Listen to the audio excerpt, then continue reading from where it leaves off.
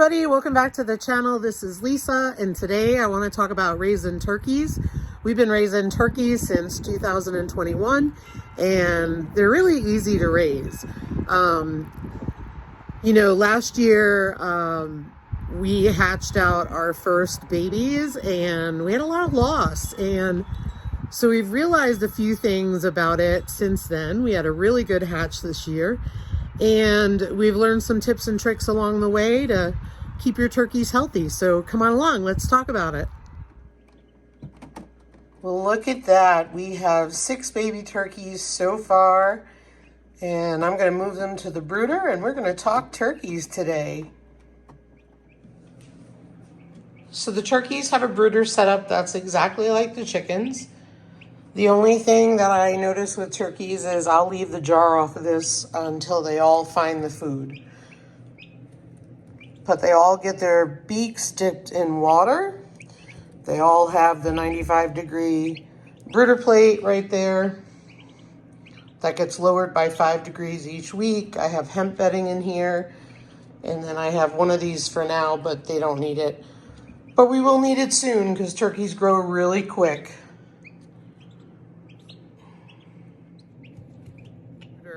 So as you saw, the setup in the brooder is about the same as baby chicks, right?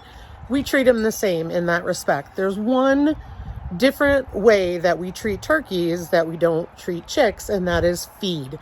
We feed game bird feed, and we do that from the start. And why do we do that? It has a higher protein and it has vitamins that the turkeys need. So let me show you what that looks like.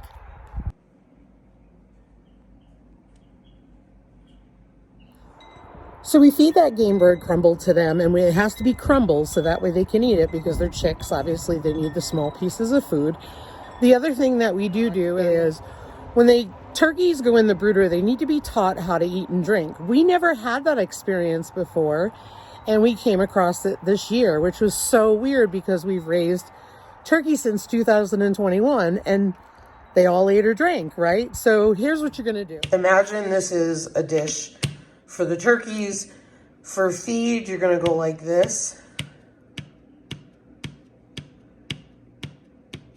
until the turkeys come over, and then back off, and then do that again, and that simulates the mama. For water, you're going to put your finger in the water and go like this, and that simulates them drinking. And then they will come over. And the turkeys will come over and start to drink. And once you get one in there, they all get going. Makes a huge difference. So you could have a lot of lost birds because of that. Now, I know for a fact that's not why we lost birds last year.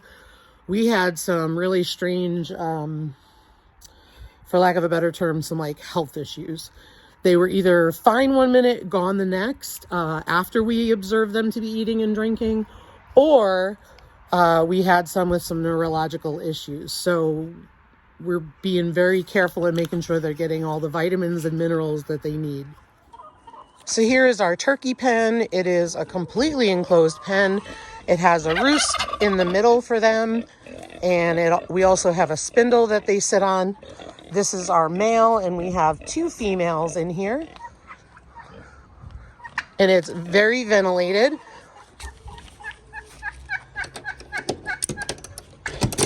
And inside, they will also need a roost.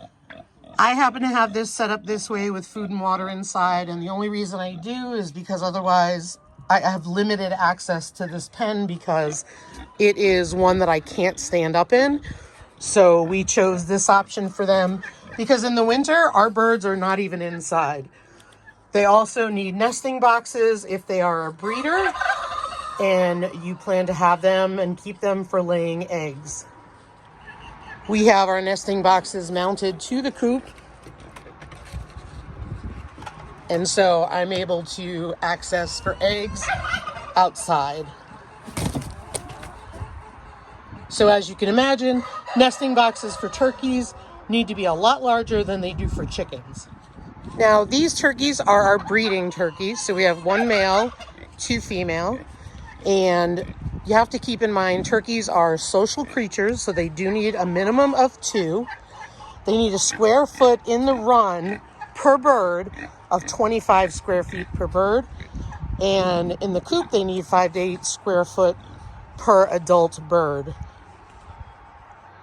When you do food and water, make sure you're not giving them a bucket because turkeys die in buckets of water.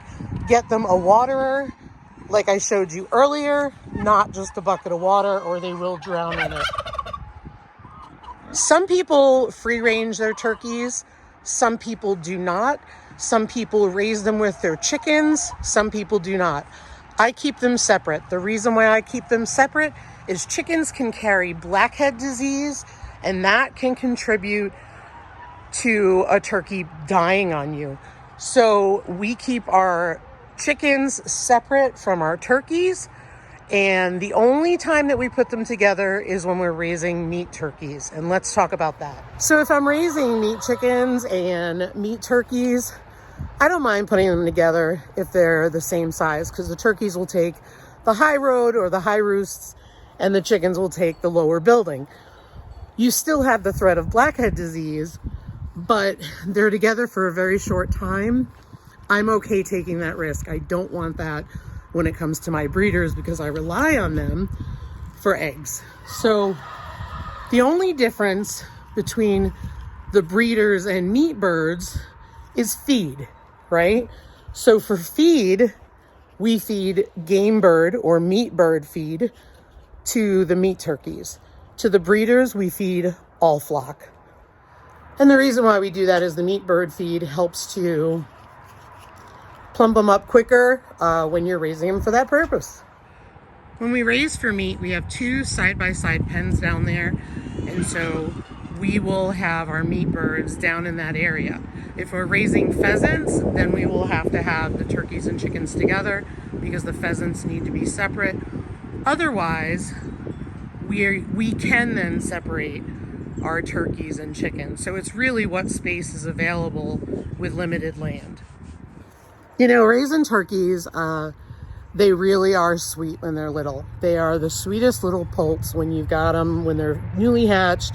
They're sweet baby chicks growing up, and they're just adorable. They grow really fast. And for example, last year we raised Bourbonreds, and that's the turkeys that we raise. And we hatched them in April, and we processed them in September, October. And we had about 16 pounds, 12 to 16 pound birds, I think. So it was worth it for us to do that. This year we had enough turkey. We decided to raise the chicks and sell them. And so that's what we did. So, but raising turkeys is really rewarding. They're really sweet little birds. And I think they're very easy on feed and water, very low maintenance to take care of. So highly recommend taking care of turkeys. Thanks for watching, everybody. Have a great day. And if you have any questions, let me know down below. Take care.